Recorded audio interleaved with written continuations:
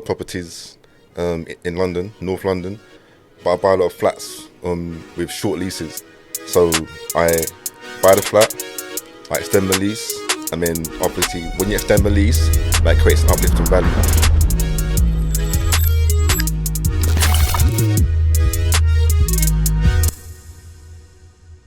Welcome to another podcast of Ste'S Corner, and today I have a guest all the way down from London, Jason Patterson.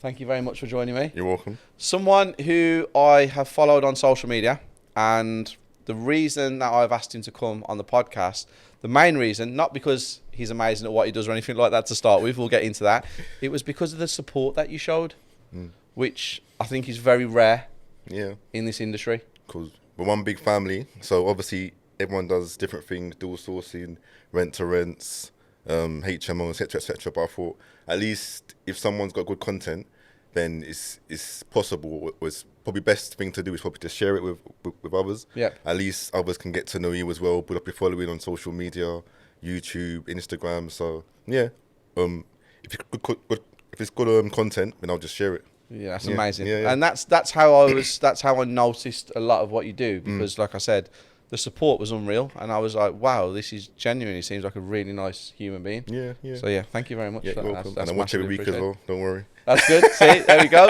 I like that. But I was interested to see the day-to-day running of a normal property investor or developer. Yeah. Because some people just show the good side of it, but you also got the bad side. Yeah. And what happens on a day-to-day basis, at least everyone can just put it out there, make their own informed decisions. Yeah, well, that was the whole point of the weekly, because obviously we do a touch of education, and we have the property circle, which is a network, and I have a massive plan. Me and Isabella have a massive plan for that. But I didn't want people just to think that that's all we was about. I wanted them to see we run a business Monday to Friday of property development. And it's coming across. We're on our 28th week consistently. It's good. So that's really good. So it's good that you've acknowledged it and you watch it, which is really kind. So thank you for that. I really appreciate it. So we're going to go into some bits and pieces about what you do, who you are, and obviously what you offer. Going back to what you just said about the day-to-day side of things, you obviously just saw a clear day-to-day of our COO, Tom, who's had the run around this morning, who wasn't happy at all. Yeah, good days and bad days. Yep, he was burning up when he came in this office. He was bright red. He was ready to lose it. And because you guys was in, he's never met you before, he kept it quite calm. I can see the steam coming off. Yeah, he was not happy. He's literally over there watching us now. Nah, but he's happy now. Give people an insight into what you do and who you are, please. Yeah, so basically I buy a lot of leasehold properties in London, North London, but I buy a lot of flats with short leases. So I buy the flat, I extend the lease, and then obviously when you extend the lease, that creates an uplift in value. So I'll give you like a typical example. You buy a flat, one bedroom flat, worth about 170,000, North London, with a short lease, maybe 6 years, 65 years. You extend the lease, might cost about 15.5 grand or so. Then it brings it up to a particular level, and then the end value might be about 235, 240. So you've created about 40 to 50 grand worth of uplift by just extending the lease. Yeah. So you've basically done a full renovation on a property, but just never had to touch it really, just going to the paperwork. Exactly. So give for me, because I'm not completely savvy on this, I know what it is, and obviously I've been following you, so I understand it, and I think one of your friends, Ricky, can call you the short lease king or something like that? So that's a good title. These properties that come up for sale with short leases, a lot of people will be scared to touch them because obviously the short leases. When you go to extend it, I'm presuming you have to speak to the owner, or if it's council or something like that. What's the chances of it being extended? Is it just based purely on each individual property, or have you got some kind of formula that you run with? Yeah, well, when I do purchase them, I look for a minimum uplift of about 20 to 25% going forward. But when you're extending a lease, then if you've owned a property for a minimum of 2 years, then the freeholder is obliged to give you a lease extension regardless. It's law. If you apply within the first 2 years of ownership, then they have the option to refuse your request. Okay. Yeah? So there's two main routes. There's an informal route, and then there's the formal route. The formal route is the Section 24 route. Yeah, Section 42 route, sorry. I was going to say Section 24, something that we do, yeah. So basically, you write to the freeholder, You say to them, look, I'd like a lease extension to either to 99 years, to 125 years, or to 90 years above what it is at the moment with peppercorn ground rent. Okay. Yeah, and then they're obliged to obviously give you that extension for a premium going forward. But there's ways around it because the law states that you have to own it for 2 years before you extend the lease. But what you can do when you're actually purchasing the property, like it's going through now, you can write to the freeholder, or your solicitor can write to the freeholder, asking for permission to extend the lease without owning it for 2 years. Okay. Yeah, that's route number one. Number two, you can ask the current vendor to serve a Section 42 notice on your behalf, so they serve it, and then when you complete, that Section 42 notice is signed over to yourself after you get the keys. Okay. And then you finish off the process. It takes about 6 to 8 weeks afterwards. Another method is for you to purchase the leasehold flat, and then you can extend the lease and complete all on the same day. Okay. As long as the vendor's obviously happy with that. Yeah. So there's different ways around it. How the hell did you come across this strategy? Yeah, basically, this is from way back anyway, because I've been doing it for at least, 20 years now, starting in 2001. I couldn't afford to buy the houses initially, so I just thought, right, I'm going to buy flats, because where I am, houses are quite expensive. So I thought, I need to start buying some flats just to get financially free. So on average, you might make about £550, £600 per flat. So I got to maybe 4 flats by about 26, 27, and I'm making about over £2,000 a month, 2,500 a month, yeah. So I was like, oh, this is all right. I've matched my full-time wage, Yeah. so I have the option of retiring if I want to. But when you see people like Oprah Winfrey, Alan Sugar, Richard Jones, you know what I mean, them guys are still working. They're multi-millionaires, multi-billionaires, and they're still working. You don't see them retire early, go to Hawaii, rest, lie on the beach, relax. Yeah, I got money. No, I keep on going. So I started to continue to buy more flats. I mean, eventually, obviously, these flats have leases on them. So the leases, some of them were running down. So I went to, during a credit crunch, I had about, I think, 7 or 8 properties with Birmingham Midshires. Okay. Then they changed their rules after the credit crunch. They said you're only allowed to have, I think, the maximum of like 3 or 4 buy-to-lets with them. So the ones that I had with them, they said, right, you can stay with us, but you can't extract any cash. Yeah, so no further advances, no additional borrowing. So I thought, all right, the interest rates are quite low. It's like 0.99 above the base rate. So when the rates dropped, I was happy. The amount of cash flow I was getting for peanuts in terms of the mortgage, I was happy.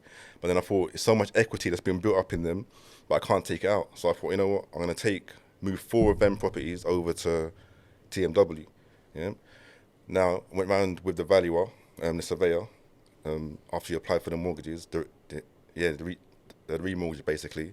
And then 3 of them were fine. And then the 4th one, he said to me, we can't give you the 30 grand off or out of this property. We can only give you maybe 10 grand of it.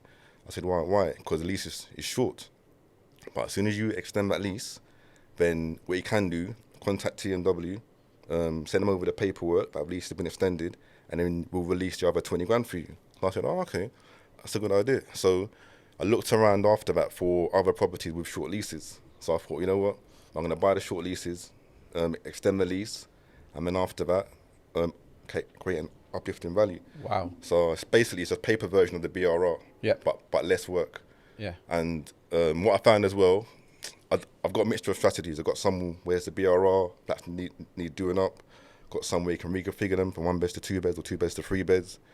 And then also, obviously, the short leases. But if it's got all 3 of them together, then they call them ones a triple threat. A triple threat. Yeah, triple threat. And More you can money. make the most money from you can More make money, a isn't killing it? out of them. Instead of you making like 40, 50 grand, you can reconfigure it and you can do a refurb on it as well. You're hitting like 60s or 70s just from one property, And which is good.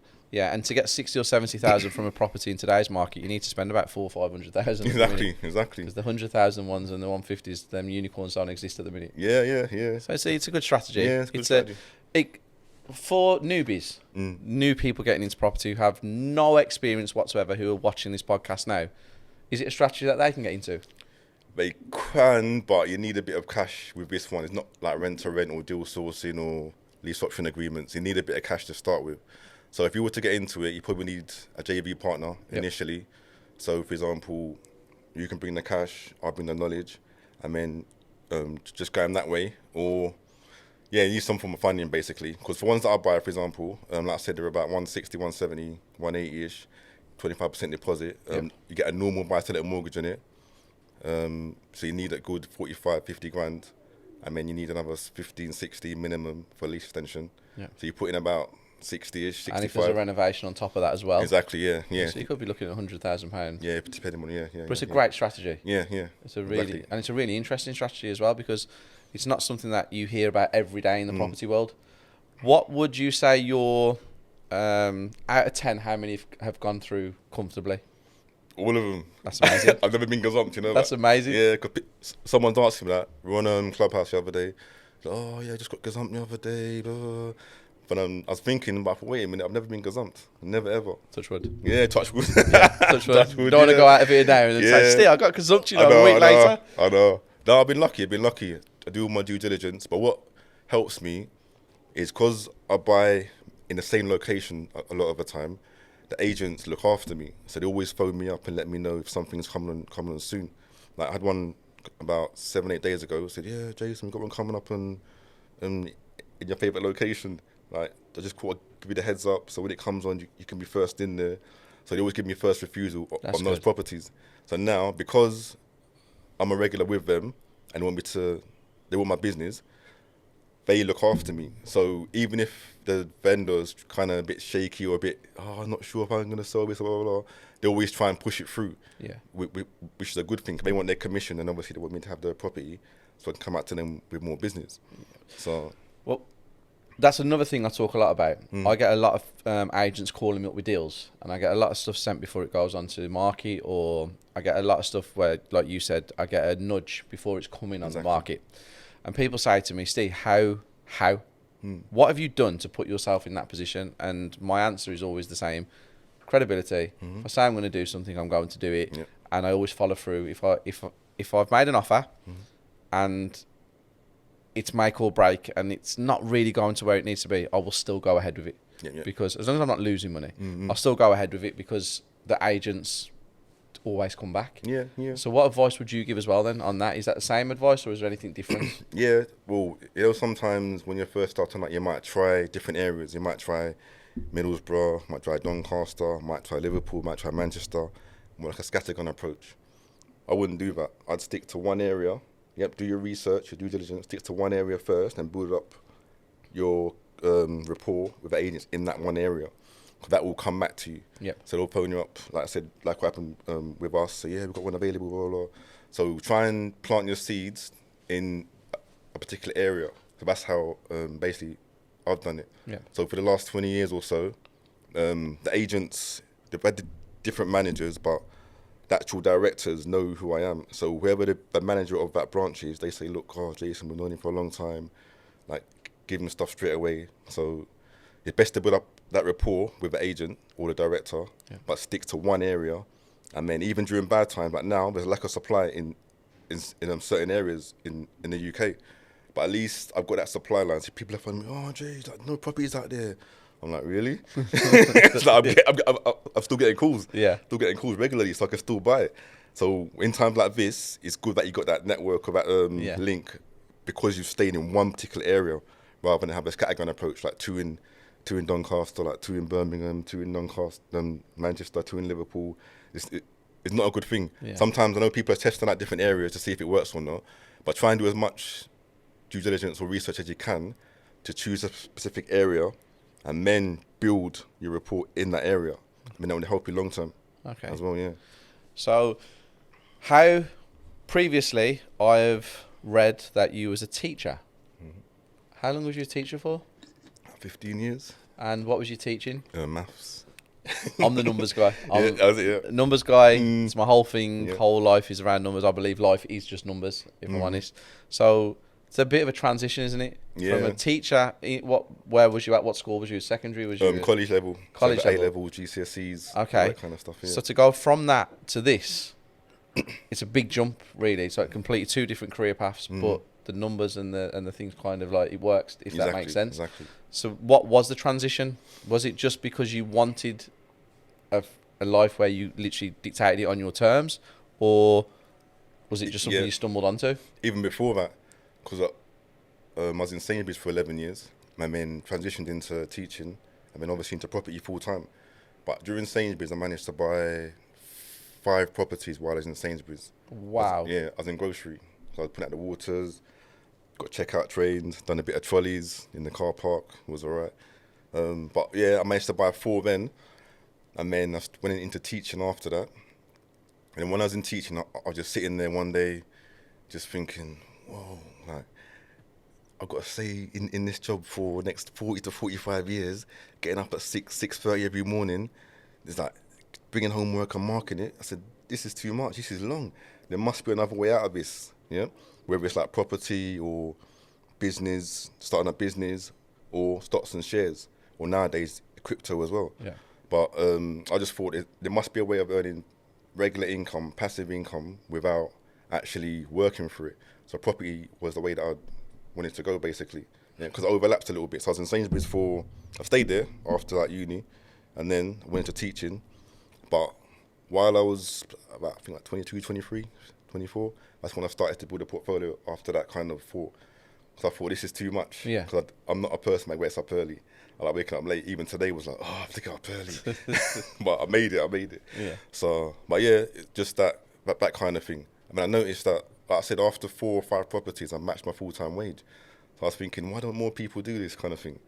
It's like it's a no-brainer to me. We're not programmed for it though, are we? From No, young, we're not told about this kind of stuff. Yeah, exactly. In school, yeah. Yeah, it's not something they want people to know, because Exactly. we'd all be out doing the same thing, and Yeah. country would just fail. Yeah. So yes, Some are made to be employees, some are made to be like bosses. yeah. And then in this, by then, I had a few actually by then. I mean, the principal came in to a staff meeting one day, and then I think we were merging with another college, and he just said, I think some of the teachers were talking, and then he just said, whoa, he just shot them down. I was like, whoa, yeah, when you're one of the, was it? He said, yeah, when you're part of the 150 club, then you can come and speak to me. So I was thinking, 150. Yeah, so in my mind I was thinking, you know what, all right, 150, how many properties do I need to get 150 a year? Yeah. So I started to calculate it, and then my next goal was to get to 150 with passive income to match the principal's income without actually working, as in like putting the labour. Bold statement he made though, wasn't it? Yeah. What's he doing now? He passed away. Oh, well, can't say anything. He passed away. Yeah. Nana H. Why hi? Yeah, he passed away. Can't, Bowel cancer. Kind of that's, Yeah. Can't touch any more on that subject, because obviously it is what it is. Yeah, But it's a yeah. very bold statement to make Yeah. to somebody in a room, like your salary. It's quite, I know. it's not good, is it? Exactly. So I that said, gave you a bit of motivation. Should we say Yeah. actually gave you motivation? Yeah, it did. Because too many politics, and then backstabbing and trying to jostle for position, Yeah. like head of department, director, etc., was too much. So I just thought there's an easier way of doing it. And plus, sometimes you're on the picket line. Yep. So the government said, there's no pay increase for the public sector, or you might get 0.5% or 1%, and you have to go on strike. But I thought, what 1% of like 25, 30 grand? That's nothing. Oh yeah. Yeah, if I increase my rents by a little bit, I've matched that. You know what I mean? So it's not worth it. When you look at it in layman's terms, it's not worth it. No. Yeah, but obviously some people are programmed to work Yep. rather than earn income passively. Yeah. So 9 to 5. That's the typical thing in the UK. yeah, Now, a lot of people do 9 to 5. A lot of people want to get out of 9 to 5, and a lot of people want to stay in the 9 to 5. And there's something to be said about both, about owning your own business or running your own business and chasing your dreams and doing 9 to 5. 9 to 5, I've got a lot of people around me who do it, who, when I speak to them on a Friday, they're like, I don't have to ever think about work now till Monday morning. And you see how happy they are. Friday night, they're out for a meal. Saturday, they're out with family and friends, having a drink. No worries in the world. Sunday, they have Sunday dinner. They watch the football or whatever they're doing, go for a walk, back to work Monday morning. There's something to be said about that. Yeah. Just that each person's built differently. For me, couldn't do it. Exactly, Just yeah. haven't got it in my brain. With you did it. Yeah. You had that 9 till 5, and obviously this is why you're in property now, because you wanted to change it. Yeah. What do you say to the people who are in the 9 to 5, who want to do what you have done, but can't physically get up to do it? Is there anything you can say to them? I'd say two things. You can either get a mentor to start you off, or look at all the free material out there. You've got social media, you've got YouTube, TikTok, Instagram, LinkedIn, etc., etc. Look at all of that first. Try and school yourself in terms of property strategies. Then try and choose one where you think that, yeah, that suits me more. Because there's so many like different ones out there, but sometimes that strategy may not suit you as a person. Because I know people that do HMOs, some do rent to rents, some do property development. Yeah, some people like Gavin buys land, gets planning permission and sells it on. So choose a strategy that suits your personality. Some like short leases or flats like myself. Some people don't like leases at all, too much hassle. So choose a strategy that you like, using the free information that's out there. And then even if for example, you're thinking, all right, it's a bit too much, I've got all this information, I can't take it to the next level or action that, then maybe get someone on board, a mentor, but get a mentor that wants to do your strategy or is doing your strategy that's been there and done it. Yep. So don't choose someone that's got a textbook and say, right, do this, do this, do that. Choose someone that's actually done it, been there, done it, and doing it for you to be mentored by, just so you can move forward. Well, you do mentoring, don't you? Yeah, that's correct. And from what I've come across in this interview, and obviously, the podcast, and obviously sitting with you previously with your partner, who is 3 weeks away from dropping. Close, congratulations close. on that. That's gonna be huge, and it's a boy. Yeah, boy. So that's good. But you do mentoring, and you're very humble. You're very down to earth. You can clearly see that from social media as well. Yeah. Very relaxed, and when anybody wants to get into this strategy and they pick a mentor, they need to pick somebody that they relate to, I believe. You have to be relatable to the person. True.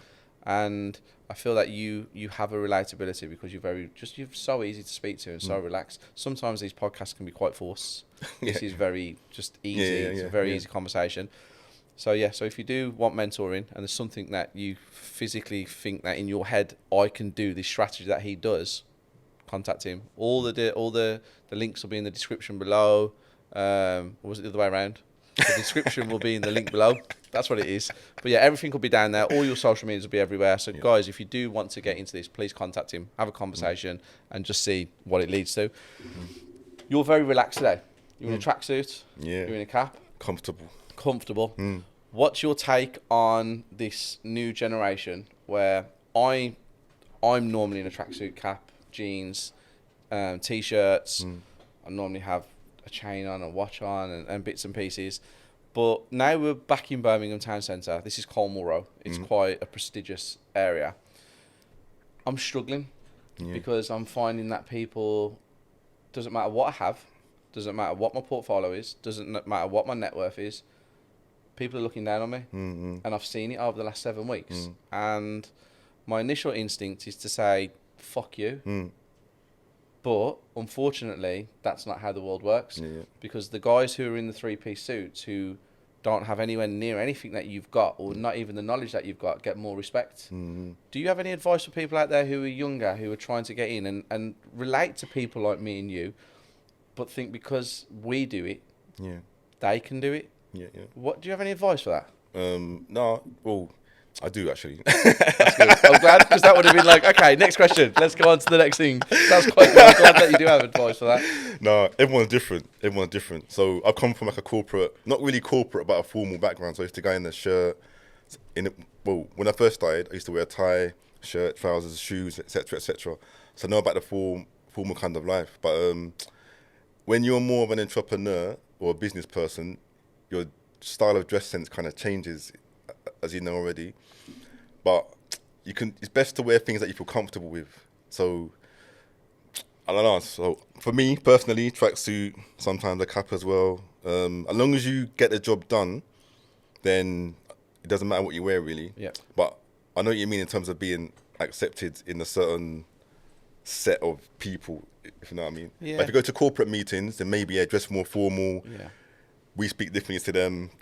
They speak more, I don't know. I know what you're trying to get at. I know exactly what you're trying to get at. And the last week, it's really bothered me. I actually talked about it in my weekly yesterday. I actually was sitting in Pret and I just had a conversation about it. More of a rant, really. Yeah. Because a lot of my guys who are here at the office, they've been to a few networking events around the Birmingham area. And a few of the events that they've gone to, they've dressed quite casually. Yeah. And people have just completely ignored them, bypassed them. Yeah, they've gone to another one where the same people are, and they've gone in suits and stuff, and people have paid attention to them. Exactly. And I'm like, is that right? It shouldn't be, but that's the way it is. So, Can it be changed? I doubt it. Yeah, I'm with you on that. I doubt it. But so the only way around it is to do probably what you're doing, hold events, 100 people, 150 people, whatever it is, and then we'll be around like-minded people with the same sort of mindset. Then we can dress the way that you want, because they're more open-minded in that sense. I've tried to do that, like you said, with the networking events. The ones that we have where we have 100, 150 people. I'm kind of like, the last networking event that we did, I came in shorts and a t-shirt. And people were walking in and they was in suits and stuff like that. And I don't take you seriously, some of them do they? Yeah, I don't want to portray to everybody out there, especially the younger generation, because the younger generation is what I want to help. I obviously understand that there is an elite in the UK. There always will be an elite. Doesn't matter how you dress it up, and the elite will always be the three-piece suits, top chain, top tier. You don't even see them, and it runs through. You can't change it.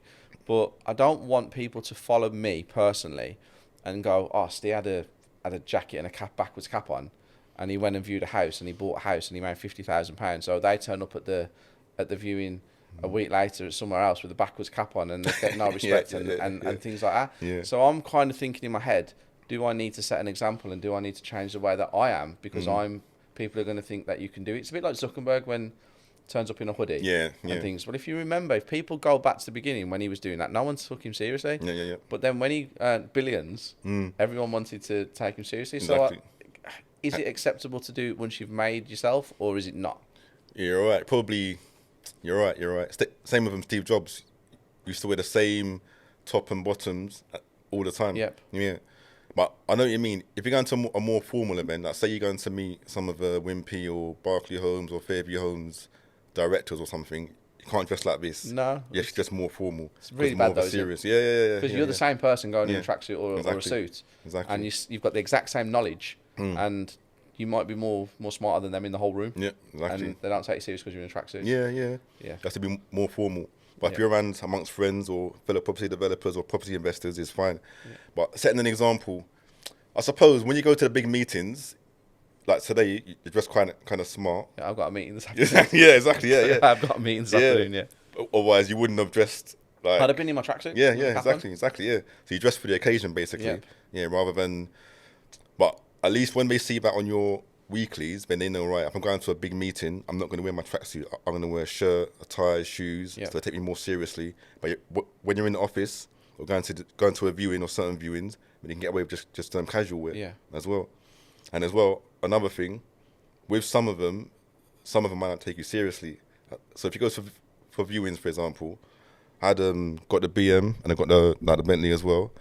Sometimes that can affect the agent. Yeah, that's another thing. So depending on who I'm going to see, you know what car. Yeah. And how to dress. Like the other day, I went to a viewing, and then I just wore my normal watch. And then afterwards, the agent put me up saying, "Oh, it's a nice kettle. That means watch, by the way." And then just in case some people did, because some people don't know. Cause I got that message the other day. It's what's a kettle? I'm thinking it's a watch. So okay, like Cockney. They said to me, "Oh, nice kettle." I was like, "Oh yeah, so we're interested in giving you the property, mate." So I thought, because he was just checking me out all the way through. Yeah. But I parked my car around the corner, so he didn't see my car. Yeah. But things like that, people are watching you without you knowing that they're watching you. Yeah. And they're making a perception of you. Of and you can have a negative or a positive. Yeah. It's all down to the person. Exactly. Jealousy or non-jealousy, or do they want to work with you because they believe there's money there and stuff like that. Your car is beautiful, by the way. It's a lovely. Thank you. It's a lovely car. And cars, it's a big thing in your life, or is it not? Not really, but you know what? That's only the fourth car that I've had. Oh, really? My life. Yeah. It's not bad for a fourth car, is it, at all? Yeah, I had a Vauxhall Corsa. I had the... That was my first car. BM, is it? Yeah? All right. Yeah, same here. Then I had the BM E36, and then I've had the E46. That's you. So Ams is behind the camera waving like that. Ams is that guy. He loves it. He's big into his older cars, aren't you? He's a bring them back to life. Yeah, he loves them. Yeah, that's good. We might do a podcast with Ams on cars. It might actually do something. So from the BM, you had the E46. What was next? E36, E46, and then the Bentley. And that's it. Just those four. Wow. Yeah. When I kept the E46 for a bit, because obviously certain places you can't go with a certain car to. So I thought, let me have two cars, and then one for this, and then one for that, basically. Yeah. But I got rid of it recently because my partner's got an Audi, so I thought, you know what, let me just get rid of it and then just have the Audi like a second car. We Okay. can share it. So but after a while, you need to treat yourself. yeah, well, that was what I was about to say. We work so hard, and is it your car is technically classed as a flashy car? Yeah. Let's be honest. It's not your everyday run-of-the-mill car. Yeah. Do you feel that people judge you because you've got the car and start thinking that you're better than you are? Or do you feel that people look at you and go, fair play to him, he's worked so hard for so long that he's got the car? It's more towards that, because some people know that I kept the BM for like 17 years. Okay. And then they were like, oh, why don't you change your car? Even the agents were like, oh, you got all these properties, why don't you just change your car? I'm like, I'm happy with this, I'm comfortable. Yep. When you look at Warren Buffett, for example, he lives in the same house in the 1970s, drives some simple car, goes to McDonald's in the mornings, he hasn't got a chef in his house that comes to his house. So I'm thinking it's what makes you happy, rather than how much money you got, kind of thing. Cars make me happy. I'll be completely honest with you. And people watch the weekly and watch channel, and I'm a big car freak. I've always have been a car freak. It's only we've been on social media a year, but this isn't new. I've had these cars for a very long time. What people got to remember is I only drive the car from 6 o'clock in the morning till 7 to go to the office. And I drive it home at 8 o'clock at night till 9 o'clock. And I don't get to drive the car any other time of the day. So that's my enjoyment of my car. People think, oh, he's got a car, he's out. No, I don't get to drive it ever. It's what makes me happy. Exactly. It's like all the hard work I've done, I'm like, that's what I've done it for, and things like that. And I like people who can actually come out to the world and go, yes, I am doing it because I want to buy something.